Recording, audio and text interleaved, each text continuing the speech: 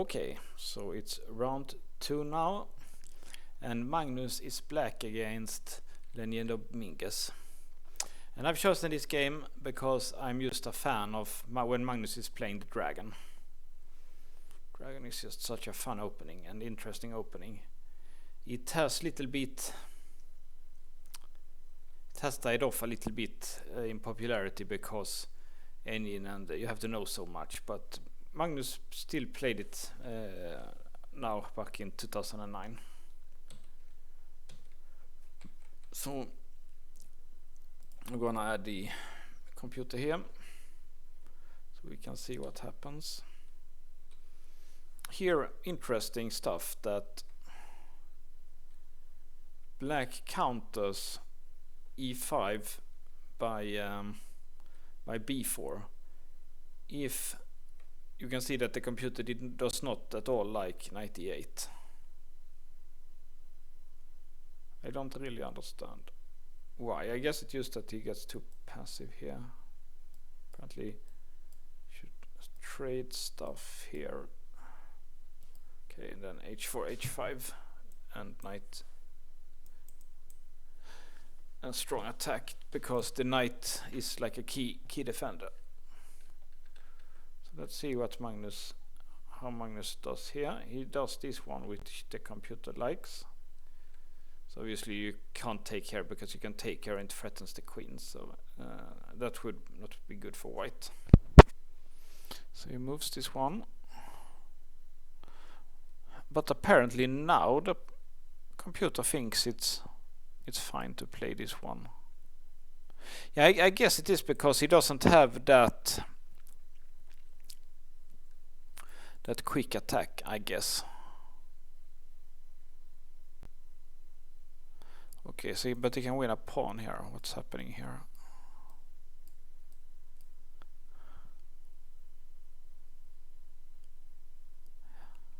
Or this one, yeah, and try the attack again. What about winning the pawn here? Yeah, it looks, the computer thinks black has good compensation here for the pawn. He gets, if he just can get that rook here, it would be great play for the pawn. That's interesting. So Magnus take here, and he takes back with the wrong piece here. Was better to take with a knight.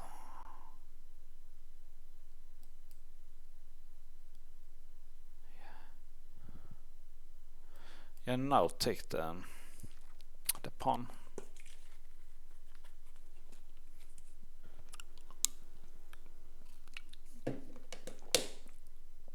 This is clearly a better version for white if we compare it to this line, because the rook is already on c6, so once the knight gets out, then the rook can come here and create good play here.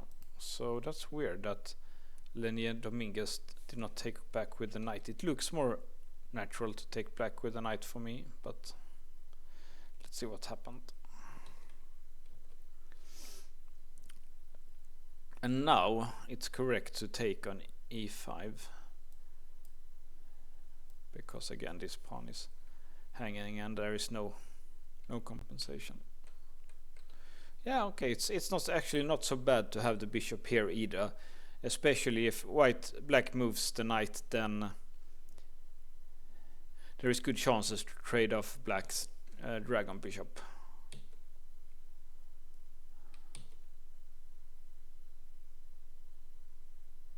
Okay, so Magnus found a piece sacrifice here. It looks right if okay, that's, I don't know if it was preparation by Magnus, but that's pretty deep here to see that he can sacrifice a piece and have enough play for it. Like, let me just see here. What's the problem here? Ah, I see. It's this one.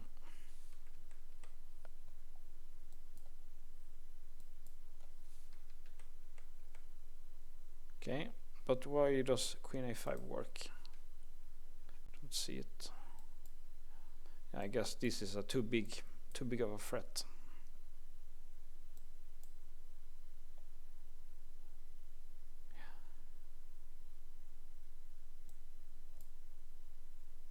Yeah, it's just too big of a threat. That's it. Too much play for black here.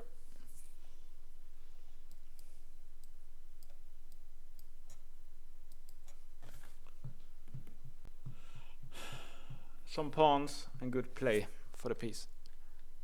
Black is winning.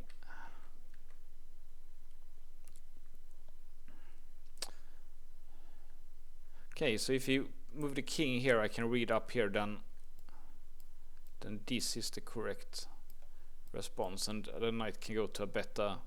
You don't want the knight to go to e8 because it doesn't have so much prospects there, so you want to go to d7 if you can in a Sicilian often.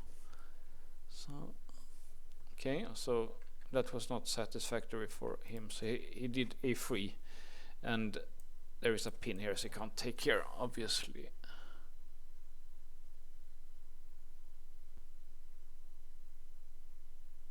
Magnus did knight d5. It looks correct to go there instead of go back. Actually, computer thinks this is interesting also. Let's see here. Sack a piece. Dragon is famous that black often sacrifices pieces to get some kind of a play here. Okay, so the point is that he wants to take here and then take here. So let's follow the line a bit. Yeah, now a2 is a big threat, of course, like takes here and a2 is, and there is a new queen here. No, I can do b3 actually, so it's not so clear.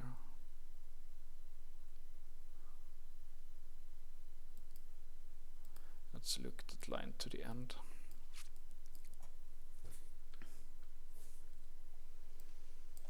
Okay, and he can take backs, and it's just an exchange up for white, but black has pawn safer kings, and that's easy to understand. So that's quite an interesting line, but it's logical to go here like Magnus did. Okay, and here Leinier Dominguez found the only move that doesn't lose. He has to do e6 here and try to trade stuff.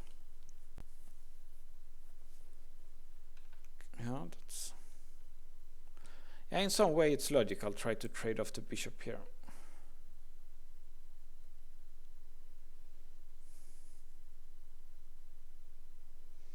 So he took. Interesting was this also, according to the computer.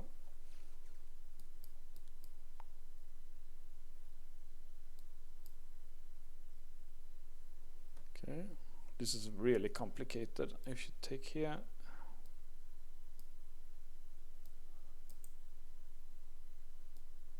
And you can take here.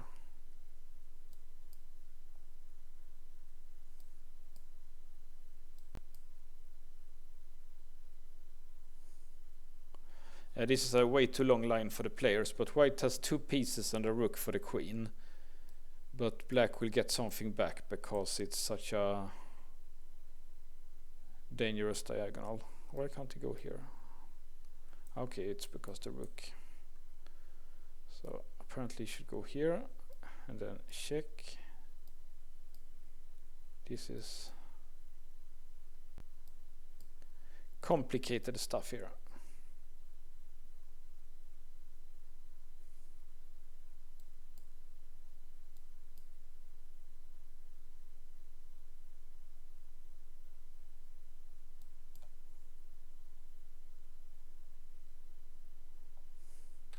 Yeah, it's a very long line, but it's interesting to see all this dragon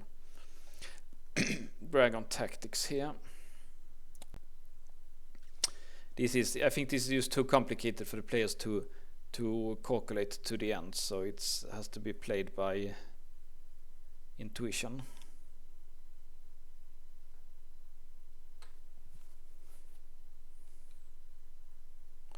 Okay, so it took here instead.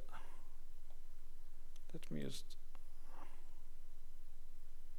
change here. Yeah, I can't get stockfish. Oh, I can change it here to this one. Let's do that maybe.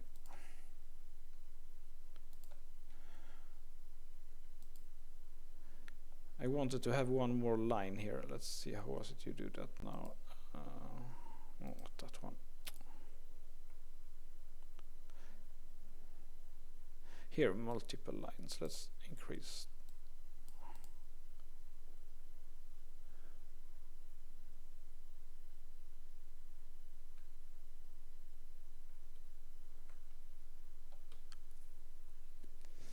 Okay, so even bishop e6 was also interesting. Only move for white would be this. I think like this is kind of like a normal move, so it's quite clear that he will do this one and then take that. So apparently black cannot take back. He should do either this one, then something, or apparently this one.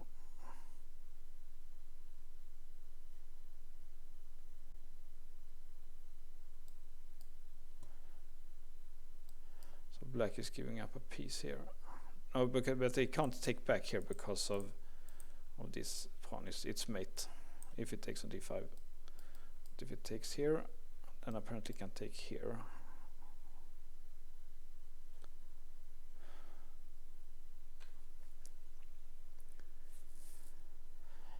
Okay, b4.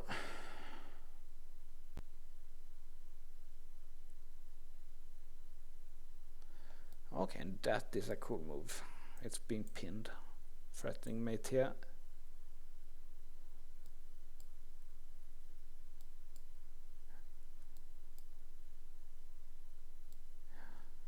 I love analyzing dragon. It's an opening for sophisticated tactical players.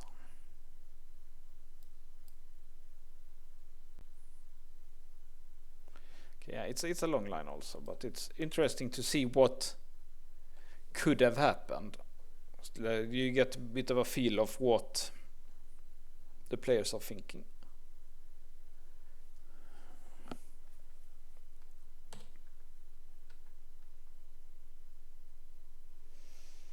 He took here. Also king b1 and bishop d5 was interesting. Okay, it becomes the same. If you take here and take here, it becomes the same. But what about that one?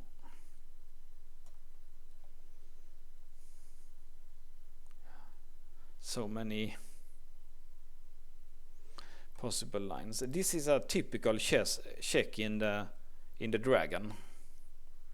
I watched Giri's Night of series, and this is like typical sacrifice in the dragon here. Looks like it gives a draw now. And here one would think this is the best, but it's better to go here, apparently. Only move for white to not lose. Yeah, if you do b3, then you go here, and it's checkmate, so you have to go here. And here, threatening mate. And black gets back the pawn. The piece, I mean. Looks like black should be better, but of course, yeah, it's king here, and it's relatively safe. Okay, that's interesting.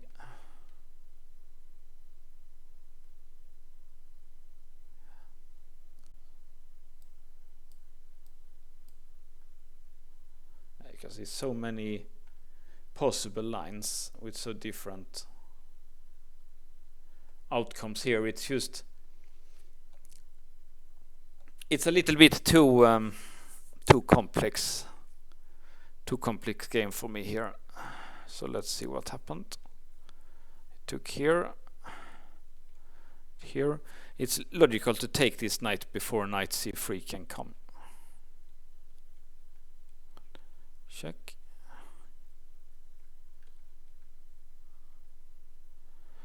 Like, looks like he can trade here. No, he can't. If he takes trade, and then there is this.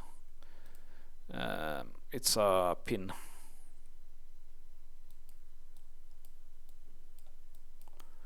And black's winning. So he could take with the queen or with the pawn. He took with the pawn. Because I guess it's because he saw this drawing line that happens now.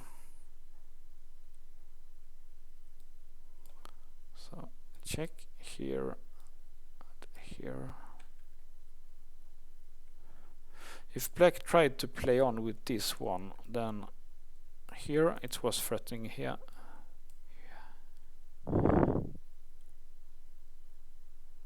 Okay, still not take because rook f2 and go like this, but yeah, this there might be some chances here for white to get an advantage that the bishop is.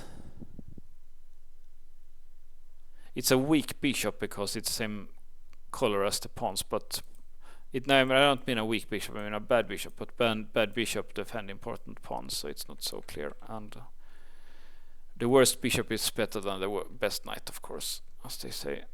So, but it's reasonable that Magnus didn't want to defend that position. So he went for this one, which I looked at this game before. It's a drawing mechanism here, and white has to do it because his king is just in the center and unprotected. So only thing for white to play is here, because there might be sometimes this is a threat, take with the queen, takes here and break through, so he has to do like this. And now it's time to defend the pawn, and black has this. White has this perpetual on the queen here. So that was an interesting game. I think I love analyzing Magnus Dragon games, and I've chosen two more games that we will see. First Shirov and then Leinier Dominguez again. See you then.